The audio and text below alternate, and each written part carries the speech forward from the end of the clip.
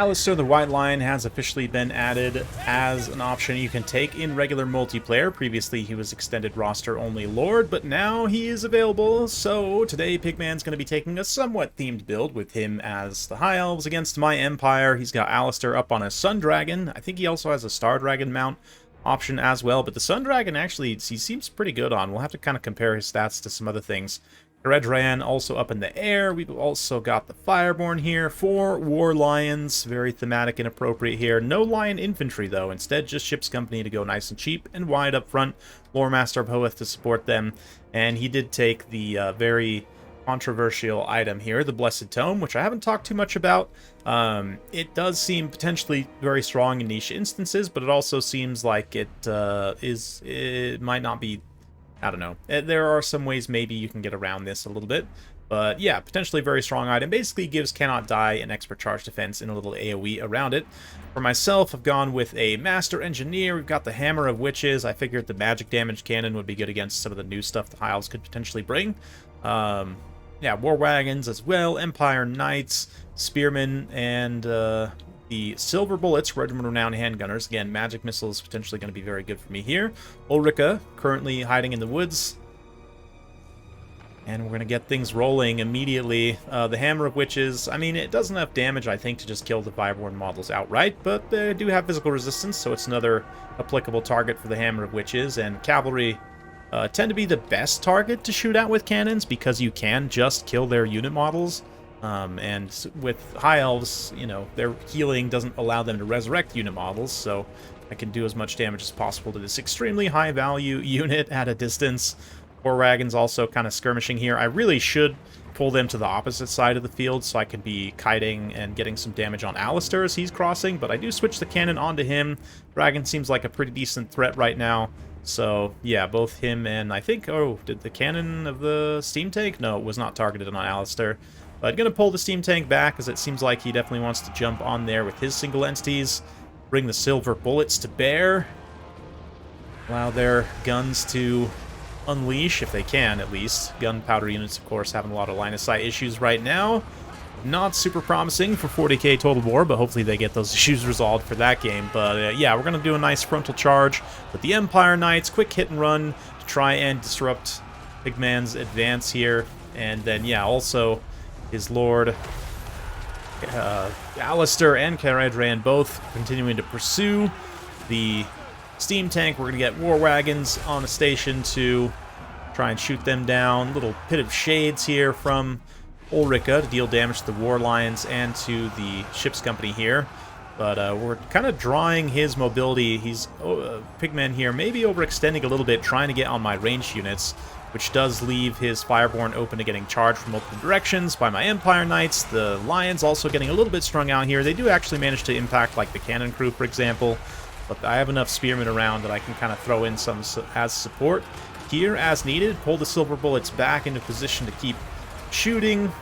But Caradran and Alastar completely relentless at this point in pursuing the Steam Tank Lord. I think he can still turn around and shoot his grenade launcher at them even as they're kind of behind him, but the Lions trying to get on the Silver Bullets is a problem for me. I'm going to move the steam tank over there so we can get some terror routes, and generally I'm feeling pretty good right now. The melee engagement is going basically even. Ship's Company trading more or less evenly with state troops right now. And yeah, we've managed to take out a lot of his mobility units. Caradran also going to use his slow to try and chase down these War Wagons, which definitely will be dangerous for me, but at the same time, he probably will take a lot of damage in that process, so that's fine with me. The Fireborn, ooh, they got that blinded contact effect very briefly from Ulrika as she runs into melee, and we're able to pretty much finish them off. A little bit of Earth Blood barely keeps them on the field for the time being. And the Pigeon Bombs. Did a little bit of friendly fire on my Swordsman with that one, but that's okay. Needed to use it on some things, so might as well get rid of those Ship's Company. My Engineer is having a tough time staying healthy just because, again, Pigman is relentless in pursuing him, but we're just going to throw everything at Alastar in the meantime and try and get away. Ulrika also moves in to kind of duel the Lore Master, which Lore Master has low enough damage. I was pretty confident that she would survive that. I'm going to switch her over onto Alastar, though, as he's my #1 priority target to finish. as is Caradran, kind of target number 2. He did finish off a unit of war wagons, but has taken a massive amount of damage in the process. I also managed to get the Hammer of Witch's crew back online to take a few pot shots at him. And Ulrika continuing to rear attack Alastar as he pursues the Master Engineer, which means I can basically just get free damage on him. But here, Lore Master of Hoeth going to move in on Alastar, and Caradran's also desperately trying to get back to these 3 so that he can group them all up for some Earthblood. Yeah, he doesn't have any kind of units that are benefiting from that book right now because they've all taken so much damage from other sources, but he does manage to get everything in on an Earthblood, and more importantly, Caradran pops his Phoenix Blade and charges Ulrika directly. You can see Heroic Killing Blow also on Alastar to juice up his weapon strength, and very quickly I'm caught in a 3v1, in fact, with the Lore Master of Hoeth, and Ulrika just gets absolutely crushed here.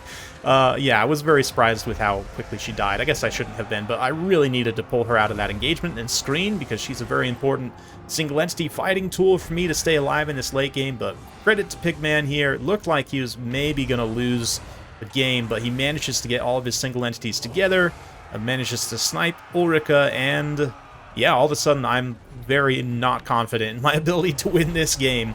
Just because these 3 single entities are going to be extremely tough for me to take down. Hammer of Witches, I'm trying to like path it back so that they will continue firing, and I'm also fumbling the war wagons a little bit. I need to get them in range to be shooting something useful, but right now, I mean, they don't really have enough DPS to finish any of these units off either with the healing on the board, so yeah, not feeling great about things right now, but we'll keep moving, try and do what I can. As Breath Attack lands directly on the cannon there, does some pretty good damage from the Sun Dragon. Is that, yeah, it's a Sun Dragon, right? Surely that's a Sun Dragon. Yeah, Sun Dragon, okay. I don't remember the Sun Dragon breath being that accurate against single entities, but I don't know, maybe Alastar's got a special one. Yeah, he does blow up the Engineer Lord, though, so with the Engineer Steam Tank down, I immediately hit army losses, and that's game. So well played to Pigman there. I thought I had him for a split second, but yeah, Ulrika just gets destroyed. Even though she did pay for herself, she needed to do a little bit more for me to be able to win this out. Also needed the handgunners, silver bullets to do a little bit more. Hammer of Witches got pretty close to paying for itself.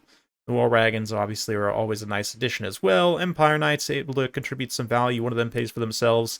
700 value on Swordsmen, not bad at all. I do feel like they trade pretty favorably into the Ships Company, which none of them really traded all that cost effectively at the end of the day. Some of them traded okay. The Lions were also a fun pick for sure. They're nice. Sometimes they catch people off guard, and here a couple of them were able to land and pay for themselves, which is nice to see. But yeah, definitely the single entities carried here, particularly Alastar on that Sun Dragon. Doesn't have a ton of HP, but was able to do quite a bit of damage there. So very impressive stuff. Let's just quickly compare. You've got a bunch of high elf combat lords on dragons now, but in particular I wanted to take a look at a couple. So Alastar here, obviously he's got the Lion Chariot mount, which is unique to him. I don't know how good it is. I haven't tried it in a while. Last time I tried it really wasn't that effective. But the Sun Dragon, he's 1950 on the Sun Dragon, which is decently expensive if we think about some other high elf lords here. Like regular Prince on the Sun Dragon is 1800, so he's about 150 extra points over the Prince, and he doesn't give you anything extra, so it's actually less cost effective than the Prince. Okay, he has less HP actually. It was a little bit of an oversight. But yeah, okay, that's not ideal. On the Star Dragon, does he get anything special? I kind of doubt it, to be honest. He is, again, 150 points more expensive, and yeah, just straight up worse, ever so slightly on the Star Dragon, which is, it's something. That is not what I expected, to be honest. I thought he'd be a little bit better than the Prince in some way. But he does have a different item setup, so he's got the Ruby Guardian Phoenix, which gives him... Wow, okay, this is really good. It gives him flaming attacks, which, to be fair, all high elf dragons should already have flaming attacks. Can't stress that enough. But it also gives immunity to contact effects, which is quite nice. Quite nice indeed, especially in that battle specifically there, given that I was using Ulrika and blinded just being such an insanely powerful contact effect. It's the one in the game that immunity to contact effects benefits you most against, right? That seems obvious, but anyway, yeah, the Scalliander's Fall gives that blinded on contact, which is just so strong. So being able to just straight up ignore that passively is really nice, and there's no conditions on this. It just affects allies in range, so you get fire resistance for certain matchups, like Chaos Dwarfs. It might be decent to have, although, I don't know, a lot of players probably won't take a lot of fire damage anyway against you, but 20% fire resistance is quite a bit, especially when you're thinking, like, yeah, against flaming missiles, potentially. But yeah, immunity to contact effects, flaming attacks on himself, so you could get some direct synergy there with Lord of Fire, although if you're taking him on a big, expensive mount, you probably want healing anyway. But Heroic Killing Blow is also really nice to have, especially on a big, high-strength single entity like the Sun or Star Dragon. Yeah, the Prince has other abilities. He has Deadly Onslaught, which is not as good, arguably, as Heroic Killing Blow. Stand Your Ground is pretty decent. Bane Shield is okay. You can get a missile block chance on your dragon, which is kind of okay, but it's only a one-time use, which is not ideal. Blade of Belcaradris, also decent. You know, you stack those two together and you get a pretty nice self-buff, but it is quite expensive to take both. Whereas with Alastar, you know, Heroic Killing Blow, Ruby Guardian Phoenix is not too expensive to bring both of these. Ruby Guardian Phoenix, in particular, only bringing 100 gold for something this strong is nice. It's really nice, honestly. But let me know what you guys think in the comments down below. Nice to see Alastar at least available for, you know, available for multiplayer. Nice to have more variety, even if he's not the most meta lord of all time. He's got some things going for him between the unique chariot mount, this Ruby Guardian Phoenix. Let me know your thoughts in the comments down below. Hopefully you enjoyed. If you like this sort of content, be sure to like, subscribe, hit that bell notification. Every time I upload a new video, you'll be notified. Thanks again. We'll see you next time.